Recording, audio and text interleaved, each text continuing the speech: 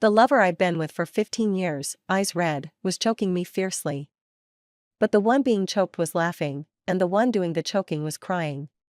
When our daughter was critically ill in the hospital, he was with another girl.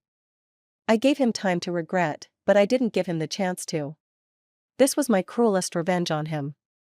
Our daughter, Coco, was sick. I held her in my arms as we waited in line at the hospital's lobby, and Coco kept crying nonstop. Her cries disturbed the people around us, and they cast annoyed glances at us. With tears in my eyes, I called Horace repeatedly, but no one answered. I'm not sure how many times I tried, but eventually, he picked up. I couldn't hold back my emotions and broke down in tears, saying, "Coco is sick again." Horace's gentle voice came from the other end of the line, "Erica, don't cry.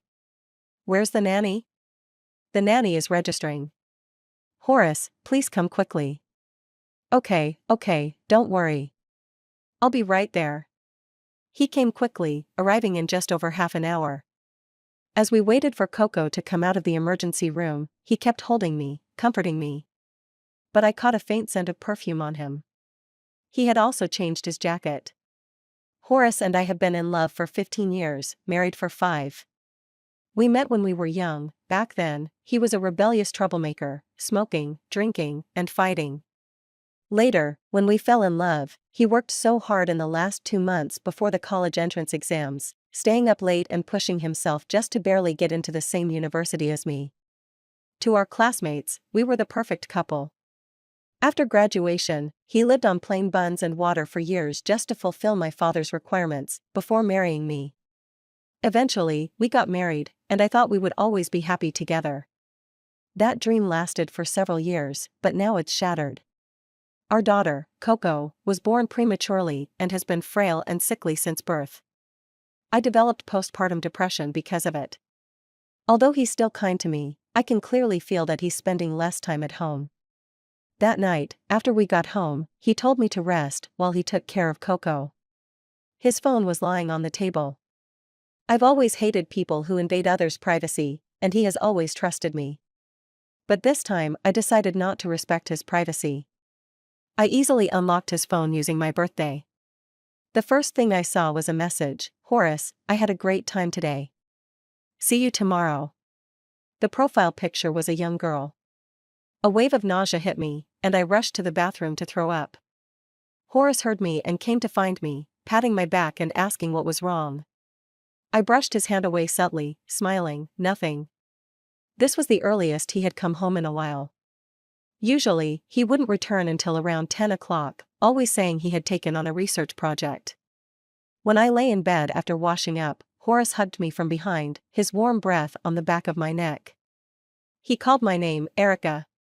We hadn't had any intimacy in a long time. My emotions had been unstable, and he hadn't seemed interested. I had no idea what had gotten into him tonight. His kisses were urgent, with a hint of panic. He asked me, "You'll always be by my side, right?" I didn't want to answer him. The more insistent he became, the more painful it felt, and I suddenly pushed him away. "Get off. Get away from me." He was startled by my red-rimmed eyes. Okay, I won't touch you. Don't hurt yourself." After we lay back down, he hesitated for a long time before wrapping his arm around my waist. "Erica, it feels like things between us aren't the same as before." I pretended to be asleep, and he didn't say anything else. In the darkness, I stared wide-eyed, tears sliding from one eye to the other, finally falling onto the pillow. I didn't know how our once deep love had come to this. All I knew was that I was losing Horace. I've always been strong, and I only cry in the dead of night. The next day, I acted as if nothing had happened, even helping Horace with his tie as he left for work. He hugged me in surprise. "Erica, you seem to be in a good mood today?" I smiled and nodded. "Go to work." At noon, I had the nanny pack a lunch for me, and I drove to Horace's university. He's a professor, and when I got to his office, he had just finished class. I stood by the window, watching as he walked over with a girl by his side. She seemed familiar, but I couldn't remember where I'd seen her before. I opened the door, and Horace visibly froze when he saw me. He quickly took 2 steps ahead, distancing himself from the girl behind him. Erica, why are you here? I brought you lunch. I haven't been here since Coco was born. The girl politely said, hello, Professor Erica. I'll leave you two alone. Horace looked flustered. Erica, that's my student. I nodded, I know. Go ahead and eat. I made it myself. When I left, I told him not to walk me out. I wandered through the tree-lined paths on campus until I found a bench to sit on. A while later, that girl came to find me, just as I expected. She smiled sweetly. Hi, my name is Hetty. Could I get your contact information? I feel like we really clicked. Don't tell Professor Erica, though, he's so strict. Hetty, so that's her. I agreed, of course. I didn't tell her my name. After adding each other's contact information, she left, and I watched her youthful, vibrant figure walk away. She wasn't lying, we did have a connection. She looked just like someone from the past. A younger version of me. So it wasn't that Horace had stopped loving me, he just loved the younger me more. I couldn't wait to see Hetty's reaction when she learned the truth. Hetty started chatting with me often after that, saying she saw me as a big sister. She even told me she had a boyfriend, someone 8 years older than her. Coincidentally, Horace is 30, and she's 22. How perfect. Ignoring the growing pain in my heart, I typed a line with a smile, best wishes to you, Hetty. Meanwhile, Horace came home later and later. When Coco got sick, I didn't call him in tears anymore. I handled everything myself, carrying her, registering, getting her IVs, and buying medicine. He always held me with guilt and said, I'm sorry, Erica. I've just been so busy. I could smell the perfume on his clothes, but said nothing. It was the perfume I had given to Hetty, over $1,000, paid for with Horace's money. One day, Coco fell seriously ill again, worse than ever before. On the way to the hospital, she was coughing up blood nonstop. Her face was as white as paper, and even the nanny was terrified. Should we call Sir back? I dialed his number, but it was busy the whole time until it automatically disconnected. I didn't have time to wait, so I sent a message, Horace, Coco is very sick at the City Children's Hospital. Meanwhile, Horace was in a hotel with Hetty. He was in the shower, and she was sitting on the bed waiting for him. When the screen lit up, Hetty saw the name Erica on the caller ID. On instinct, she muted the phone. Babe? Who was Babe? Who else would he address so intimately besides his wife? Even she was listed under her full name, in a businesslike manner. Jealousy surged in her heart. The phone rang again and then disconnected, so she switched the side button to silent mode. Then a text came through. She froze, recognizing that Coco was Horace's daughter. Her heart pounded. In the end, she deleted the message and placed the phone face down on the table. She casually went back to playing on her phone as if nothing had happened. The nanny called several more times, but no one answered. She put down the phone, looking anxious. I shook my head weakly, he's too busy. Even if he came back, it'd be too late. I can handle this alone. But this time wasn't like all the other false alarms. As I ran toward the ER with Coco in my arms, she was eerily quiet, but the blood on her lips kept increasing. I finally couldn't hold it in anymore. I cried out to Coco, baby, hang in there, please don't scare mommy. Daddy said he'd have dinner with us tonight. You have to wait for him, okay? Coco finally opened her mouth and said, Mommy, I miss Daddy. At that moment, tears burst out of my eyes. All the pretending, all the thoughts of revenge, I didn't care anymore. All I wanted was for Horace to appear in front of Coco right now. But the phone was busy. I didn't know what Horace was doing at that moment. I had already drifted so far from his life. Coco's breathing was getting weaker, and her lips were still moving.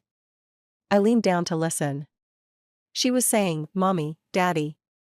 Daddy. Mommy, Daddy. Daddy.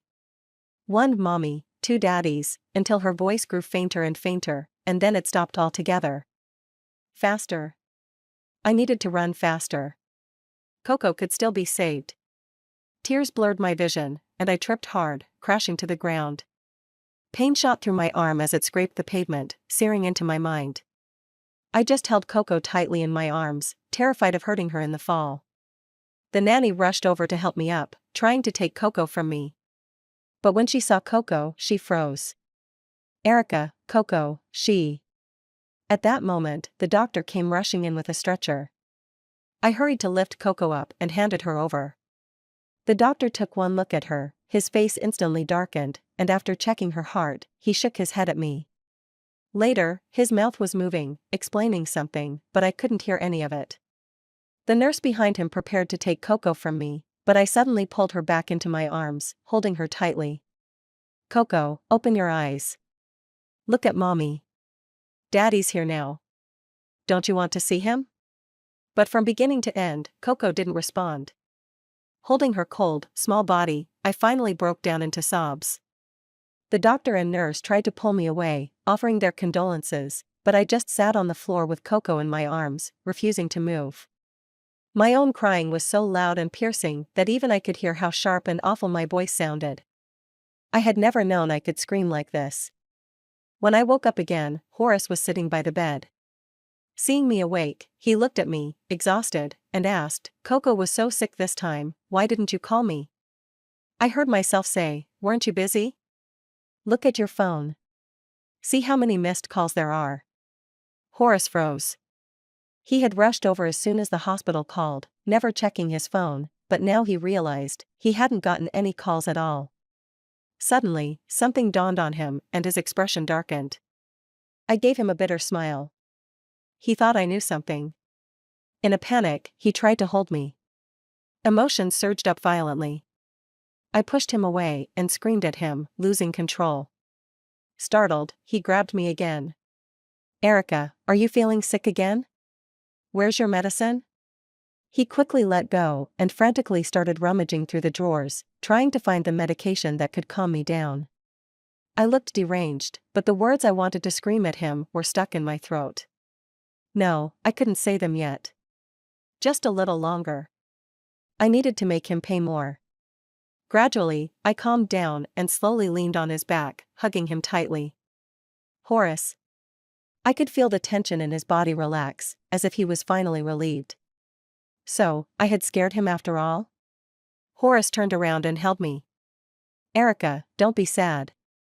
Take care of yourself. We can have more children. Coco was in so much pain.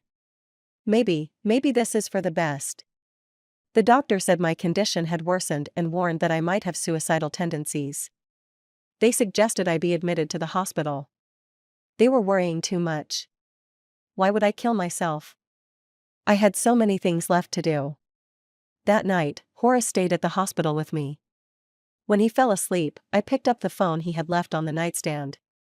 The moonlight outside the window cast a glow on Horace's handsome face, but to me, he looked like a stranger. Familiar with his phone, I opened it and went through his messages, but I didn't find the message I had sent him. I paused. Deleted? Who deleted it? Then, another message popped up. Suite 607, Xingyue Hotel. The profile picture was one I recognized all too well. Everything suddenly made sense. I quietly put the phone back and lay down. Looking at Horace's face, I found it hard to breathe, so I turned my back to him. Just wait. I would make them pay. A few days later, Coco was buried.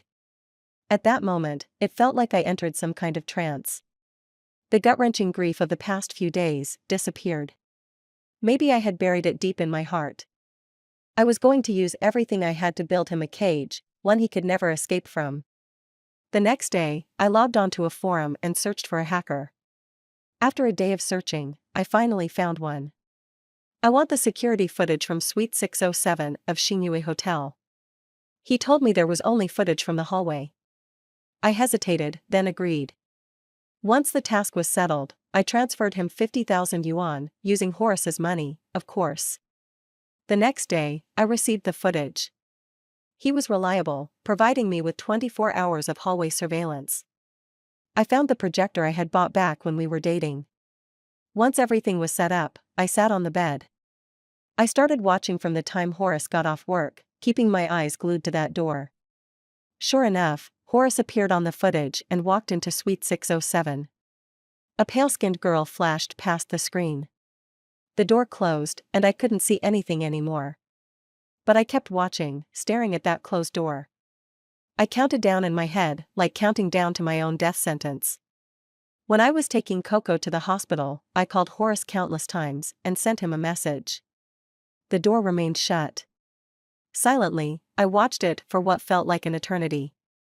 I couldn't tell if my legs had gone numb or if my blood had stopped flowing. After over an hour, the door finally opened, and Horace rushed out.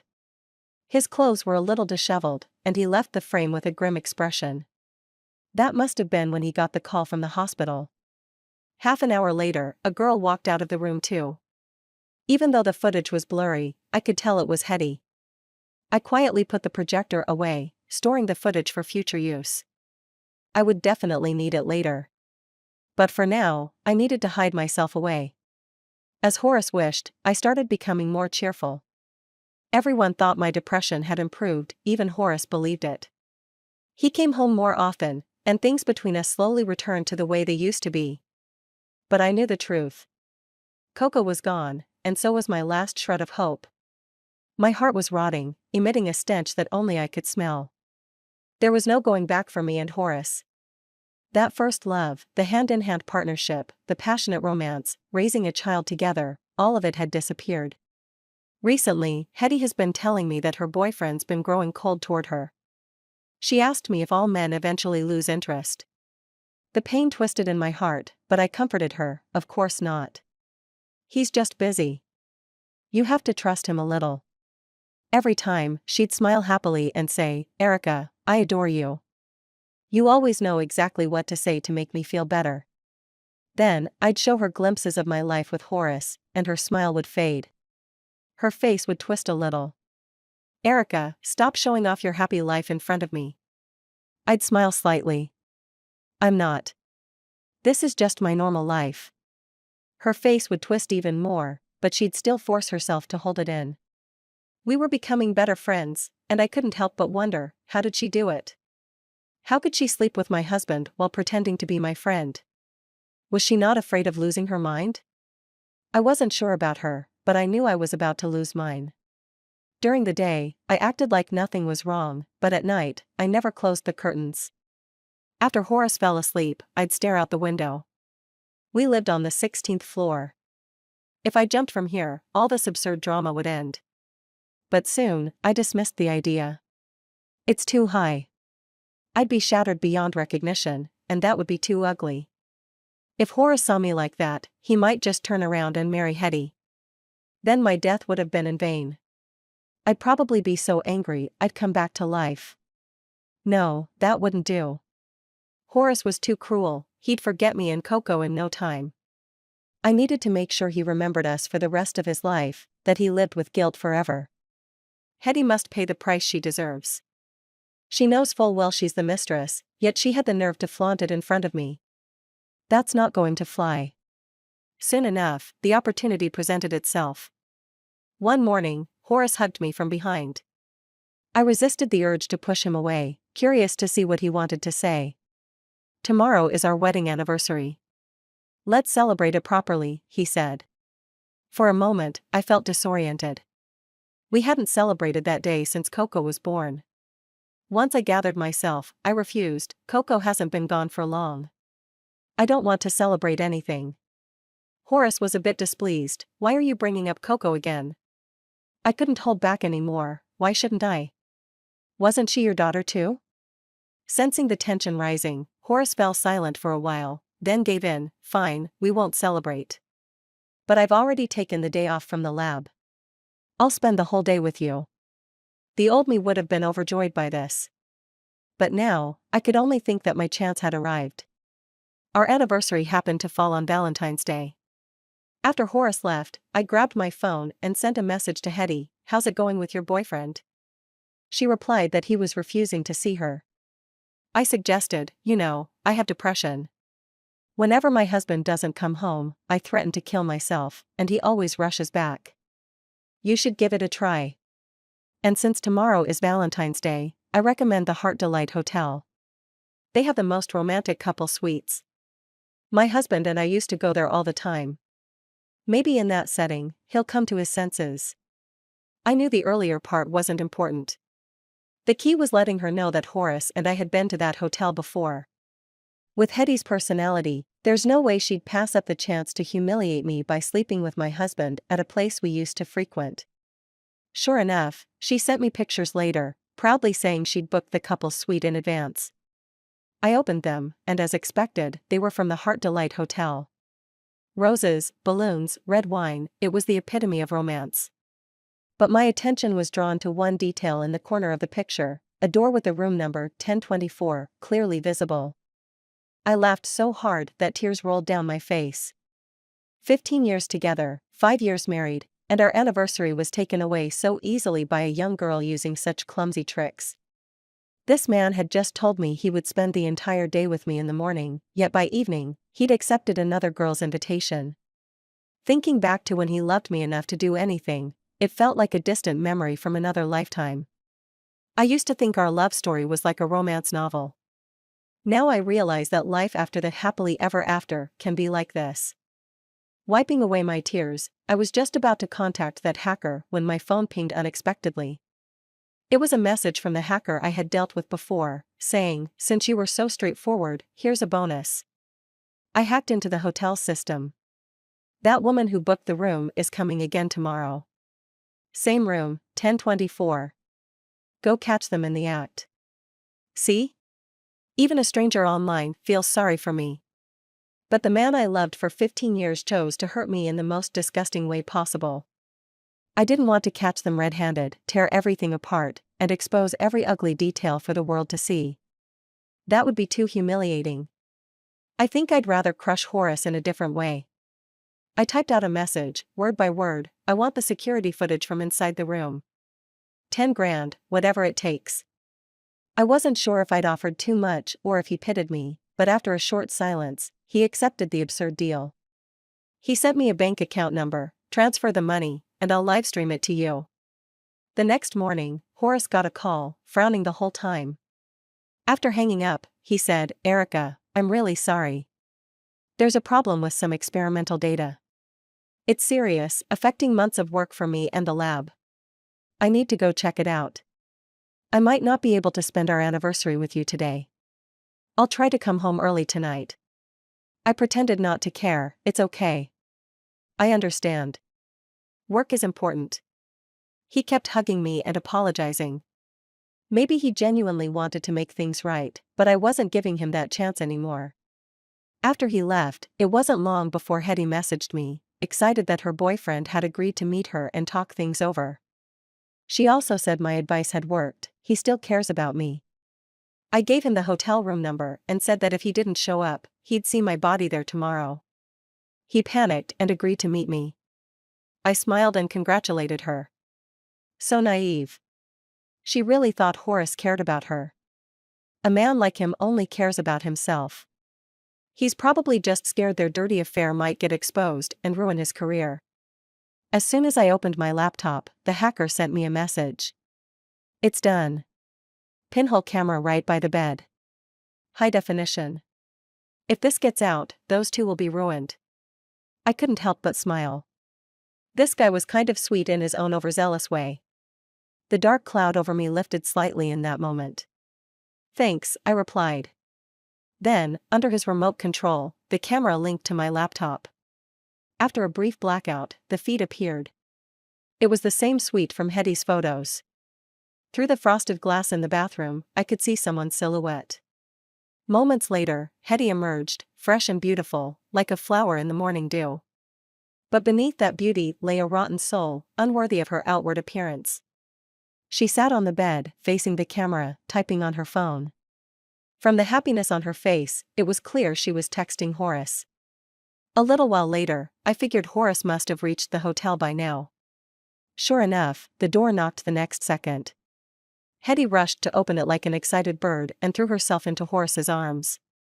But Horace pushed her away immediately, his face dark. "What are you trying to pull? Do you think threatening suicide will make me stay with you?" I didn't expect Hetty to start crying. And it wasn't a pretty cry. "But I love you, Professor Horace. I love you. You can't leave me." I was stunned. Had she really fallen for him? I thought she just enjoyed flaunting it in front of me. Horace replied, "It doesn't matter, Hetty. I don't love you. I love my wife. Do you understand? Then why did you seek me out? If you love her, why did you come to me?" Perhaps realizing her outburst was too much, Hetty lowered her voice, "Professor Horace." Horace hesitated, and I started to worry. What if Hetty got angry and walked away? If they didn't sleep together, how could I get the most damning evidence and destroy Horace? But all I could do was wait, as Horace continued, "Do you know my wife's name?" "It's Erica." Hetty's face visibly paled. Horace seemed determined to end things once and for all. "You've seen her. Don't you think you look a lot like her?" At this, Hetty's face twisted in anger. How could she compare to me? I'm younger and prettier. If anyone looks like anyone, it's her who looks like me. Please, don't leave me. I really love you. I can't lose you. Horace pushed her away again. "You're the one who doesn't compare. When she was young, she was 1,000 times more beautiful than you. But maybe she got tired, or maybe she's just grown old. After she gave birth to our daughter, she had postpartum depression, and that's when I lost the desire to love her." As Horace spoke, his expression was distant, lost in thought. I felt sick. Was he reminiscing about our past? All of that was broken by him, and him alone. "Can you love her again now?" "Yes, she lost her daughter. She's very vulnerable, and she needs me right now. Besides, she's slowly getting better." Hetty let out a cold laugh. "Your love is really cheap, isn't it? Do you think she might find your love disgusting?" Horace's face changed. "What do you mean? Did you go see her?" Hetty's smile faded. "It doesn't mean anything. Spend the day with me, and I'll let this go.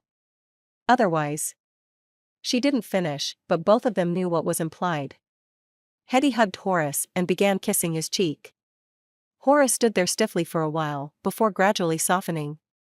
I sat at my computer, expressionless, watching the two of them on the bed, watching the sweat drip down the side of Horace's face. I thought of the past, of how this face, this man, had been the same with me once. My stomach churned suddenly, but I forced down the nausea and made myself keep staring at the screen. I don't know how long it was before they finally finished.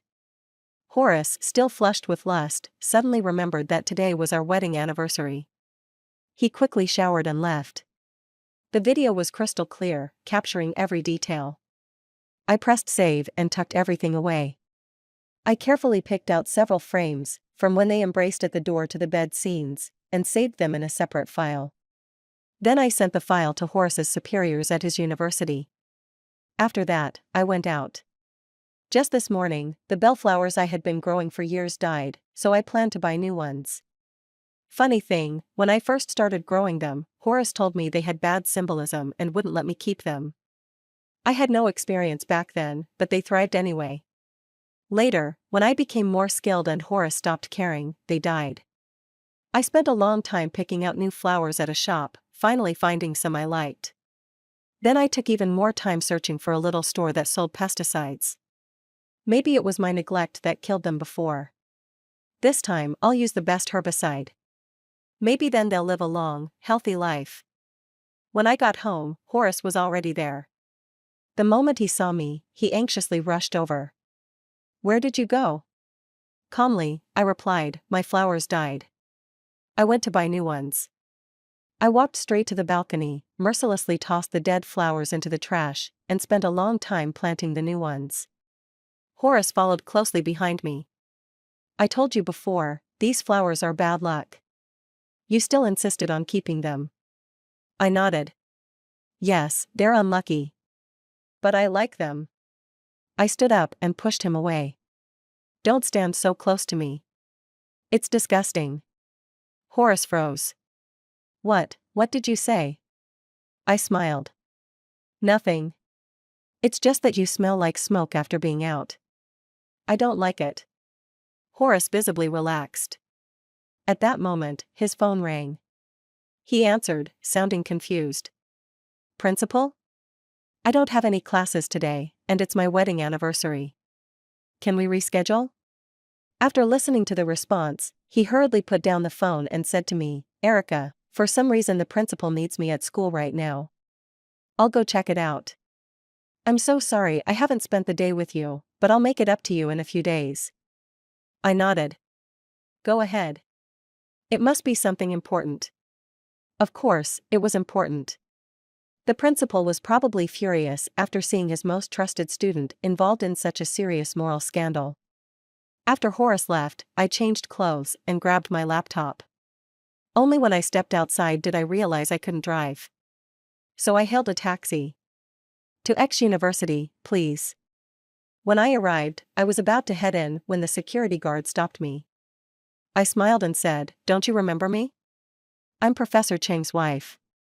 He left his computer at home, and it has important files. He told me to bring it to him personally. The guard recognized Horace. Oh, Professor Horace? Yeah, he just came in a little while ago. Working on Valentine's Day too, what a dedicated man. Go on in. I smiled and walked in, but I wasn't there to deliver files, I was there to ruin his career and reputation. Inside, I didn't know where they were, so I had to stop a passing student and ask. They told me where the principal's office was and even kindly offered to take me there. The campus was huge, and I was worried I'd get lost, so I agreed. When I reached the office, the student left. Suddenly, from behind the door, I heard someone slam a table, followed by faint voices. I straightened my clothes, took a deep breath, and knocked on the door. A loud voice from inside asked, Who is it? We're busy right now, please make an appointment. I calmly replied, I'm Horace's wife. There was a brief silence inside before someone opened the door. It was Horace, his face full of panic. Erica, what are you doing here? I pushed past him and walked straight to the principal, opening my laptop and turning it toward him. I sent that anonymous file. Here's the video of Horace and his student, Hetty, involved in a relationship. Horace rushed over, grabbing my shoulders in disbelief. Erica, what are you talking about? I shrugged him off, pushing him toward the principal so they could both see the screen. See for yourselves. Their eyes fell on the screen, where the thumbnail clearly showed Horace and Hetty, lost in passion. Horace immediately recognized the hotel room from that morning. He froze for a moment, then looked up at me. Erica, you knew? No. I should ask, when did you find out? Before Coco died. For that long, he murmured, gripping my shoulders tightly. Erica, I'm sorry. I've wronged you. She threatened to kill herself if I didn't stay with her. I went today to break up with her. Can you forgive me? Please, don't be mad. I looked at him, puzzled. He wasn't worried about his career, but was begging for my forgiveness instead. Had the shock made him lose his senses? Horace kept apologizing, even crying. Finally, the principal had had enough and shouted, That's enough. Stop embarrassing yourself. You've made your choices, now own up to them. He turned to me. This is a serious misconduct issue, and the university will take it seriously. Do you have any requests? Horace, still apologizing, seemed not to hear him. I didn't look at him as I spoke, enunciating every word clearly. By the end of today, I want Horace fired and Hetty expelled. If either of these conditions isn't met, the video will be posted online. You wouldn't want to ruin the school's reputation, would you? Without waiting for an answer, I pushed Horace aside and walked out. Horace tried to follow, but the principal's sharp command, Stop, rooted him to the spot. I walked faster and faster, the wind whistling in my ears, as if I was leaving everything behind. I don't even remember how I made it out of the campus or how I got home. I just remember the puzzled stares of the students and the way the taxi driver kept glancing at me through the rearview mirror. Back home, I sat on the couch, feeling like my soul had finally returned to my body. That's when I realized I was crying. The tears had been washed away by the wind and now dried my skin until it itched. I rushed to the bathroom and saw my reflection, my eyes were red, and my face was streaked with dried tears. I turned on the tap, splashing cold water on my face until I calmed down. I couldn't let Horace see me like this. I went to my vanity and carefully applied my makeup, restoring my face to normal. One last look, everything had to be dignified. I figured Horace would be home soon. I leisurely made dinner and set it on the table, taking care to keep it warm. I watered the plants with paraquat. The smell was harsh, but I endured it to finish the task. Then I brewed myself a cup of my favorite coffee. It helped mask the bitterness of the poison. Once everything was done, I sat quietly on the couch, playing on my phone as the sky darkened outside. I smiled with satisfaction when I saw that X University had issued a notice. A professor and a student had been dismissed, the official reason being embezzlement. X University was a prestigious institution, and the news spread quickly, generating hundreds of comments in just a few minutes.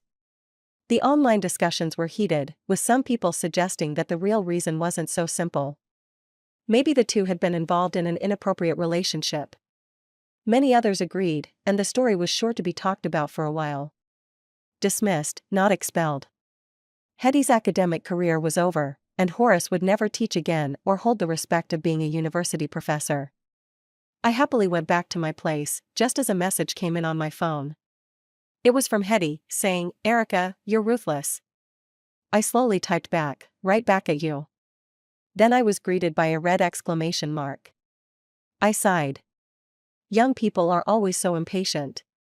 A little while later, I heard the sound of the fingerprint lock at the door. I picked up the cold coffee in front of me and took a sip. Bitter. I relaxed and leaned back against the couch, quietly feeling the liquid flow down my throat and settle in my stomach. The door opened, and Horace walked in, exhausted. He seemed much calmer and sat down next to me. "I'm sorry," he said. "Yeah, I accept."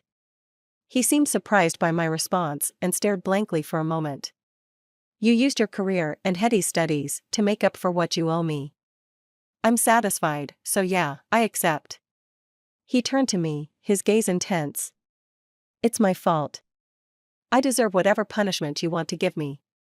I just beg you to give me a chance to make things right." I interrupted him. "You've said so much. Did it ever cross your mind that before Coco left, she was still calling for her dad?" I pulled out my phone and showed him the message. "Did you know Hetty deleted this text? Did you know she kept Coco from seeing you one last time?" His face clouded for a second, and he fell silent. "I'm sorry," he said again. "I never really liked Coco. I always thought she was the reason you became like this. Those days were so hard for me. Ever since you got pregnant, your emotions were all over the place, and I didn't know how to balance it. I thought maybe things would get better after you gave birth, but they didn't. In fact, they got worse. You became more distant, and I couldn't figure out how to love you or Coco anymore." Tears welled up in my eyes. "Horace, is this why you cheated on me? Do you remember when you proposed? You said you'd love me forever. Do you know what I was thinking when I sat in front of my computer today, watching you and Hetty together?" Horace stayed silent, so I continued, "I was thinking, it wasn't me who changed, it was you. You became a stranger." From that moment, I knew the Horace I loved for 15 years was gone. "You don't love Coco, and you don't love me. That's fine. People change. But don't you have anything that goes beyond your feelings? Have you completely abandoned your responsibilities?" Horace kept apologizing. "I know this is all my fault. I'm just begging for a chance to make it right. I really do love you, Erica. We've loved each other for so many years." I was confused. Hetty reminded me of the younger you, and she even shares the same nickname. I lost my mind. I suddenly felt tired. What's the point of arguing about right and wrong anymore? I picked up my coffee and drained it. The glass clinked sharply against the table as I set it down. It was like a signal. My inside started to hurt, a burning sensation spreading from my mouth all the way to my stomach. Horace was still talking beside me, but I could barely hear him anymore. After a moment, he finally noticed something was wrong. "Erica, are you okay? You don't look well. Let me take you to the hospital." I weakly waved my hand, even that small movement drained me of all my strength. I felt so tired, and I couldn't hold back the blood in my mouth. It trickled out of the corner of my lips. Horace grabbed my head in shock, his lips moving but no words came out. I spoke first. He's never been much of a talker, and I knew that. I'm going to join Coco now. These past years of marriage with you have been exhausting. I can't hold on any longer. You want a chance to make things right? I can't give you that. But I can give you a chance to be a widower. You can date anyone you want and not worry about being set up. I watched him tear up, and it pleased me. I knew him too well. I never doubted that he loved me. But I don't love him anymore. Ever since Coco got sick, every day I've been alive has been so exhausting. Now that it's over, I feel a sense of relief. Poor Coco, though. She was so young, and never even got to know this world before she left. Then again, maybe that's a good thing. There's nothing great about this world. The blood kept flowing, and my thoughts grew more and more distant. Horace called an ambulance, then finally noticed the glass on the table. He picked it up and smelled it, his face changing instantly. The sharp, acrid scent was unmistakable. How could he not know what it was? All his pent-up fear came crashing down at once. Horace grabbed my shoulders. Do you hate me this much? If you hate me, why didn't you just torture me? Why hurt yourself? I couldn't respond anymore, and then suddenly, my neck was being gripped tightly. Horace, his eyes red, was choking me. Erica, I'm begging you, spit it out. Please don't do this. I won't ask for your forgiveness anymore, just stay alive, okay? Torture me every day, make me pay for the rest of my life, but just don't do this. I smiled weakly and, with the last of my strength, whispered, You wish. You want to drag this out with me for the rest of your life? I'm not giving you that chance. I want you to regret this for the rest of your life. Anyone who betrays true love should swallow 1,000 needles. Horace sobbed, holding me tight. I'll swallow them. I'll do anything. I won't bother you anymore. I promise I'll disappear from your life forever, just please don't do this, Erica. In a haze, I heard the sound of the ambulance sirens. In these final moments, my heart felt so calm. I secretly pinched the corner of his shirt, just like I did that night after school, when I sat on the back of his bike during our senior year. Back then, I didn't dare hug him, so I just lightly pinched his shirt to steady myself. The wind was strong, and I didn't see the redness spreading across the boy's ears. Horace's perspective. Lately, I've been feeling more and more exhausted. Ever since Erica got pregnant, she's put all her attention on the baby, and started ignoring me. Even after we hired a nanny, things didn't change. After the baby was born, Erica developed postpartum depression. Her personality completely shifted, and even as Coco grew older, she didn't get better. She became irritable, fragile, and would break down in tears for no reason. No matter how much I tried to comfort her, nothing worked. The baby was unplanned, and Erica's indifference toward me made me feel increasingly unbalanced. We've loved each other for 14 years, been married for 4. I've always loved Erica, but lately, I can't feel that love filling my heart anymore. Then Hetty appeared. The first time I saw her, I was momentarily stunned because she looked so much like the Erica I used to know. Her expressions, her appearance, her body, her personality, they all reminded me of Erica. At first, I thought it was just a coincidence. But later, this student of mine chose to take my class. From then on, she was always around. She was young, and I could tell easily she liked me. At first, I had no other thoughts, but after Erica's repeated emotional collapses and neglect, I took that fateful step. Maybe I'm just drawn to danger, because being with Hetty gave me a thrill. It wasn't just the taboo of being involved with a student, but in bed, I would always cover her mouth and call her Hetty, Erica. I didn't love her. I knew that I loved my wife, Erica. But once the act was done, it was bound to leave traces, and Erica found out. Before that, our daughter Coco had fallen critically ill. On that day, I was with Hetty and didn't answer the calls and messages. I missed Coco's final moments. Even though I didn't love her the way Erica did, she was still our daughter, the product of our love. I couldn't help but question Erica, and her expressionless rebuttal suddenly gave me a bad feeling. Later, I found out that it was Hetty who deleted my message and muted it. From that day on, I broke up with her. I felt deeply regretful. I was sorry for Erica and Coco. After the hormones subsided, I finally remembered my responsibilities. But Erica changed a lot. She seemed to be getting better and better on the surface, but I was getting more and more uneasy in my heart. Until the wedding anniversary, which was also Valentine's Day, Hetty threatened me that I must meet her. If I didn't agree, she would tell Erica everything between us. I would never allow this to happen. Erica's illness was slowly recovering, and we were gradually returning to the past.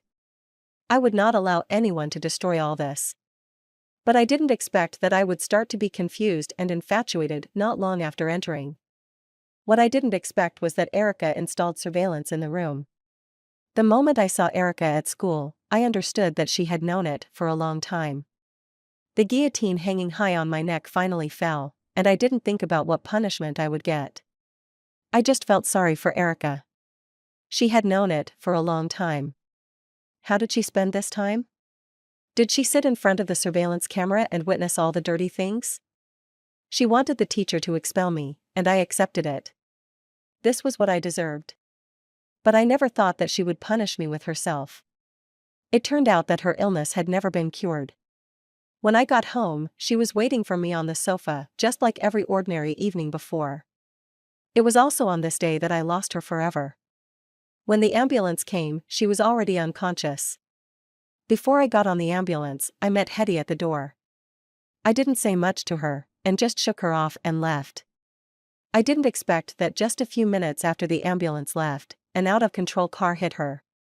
At that time, I didn't know that my mistake killed 2 women. And from home to the hospital, everyone told me to be mentally prepared. But how should I prepare for this? How the hell can I accept Erica leaving me? But this is not something I can decide. I went through all the formalities until the early morning. When I got home, the house was cold and quiet. Even the nanny was sent away by Erica. This house has never been so quiet. I suddenly missed Coco's crying and Erica's angry look. I made myself a cup of coffee, which was Erica's favorite and the last cup she drank before she died. Lying on the bed, I replayed everything from knowing Erica to now in my mind. When it was dawn, I picked up the coffee on the bedside table and drank it all.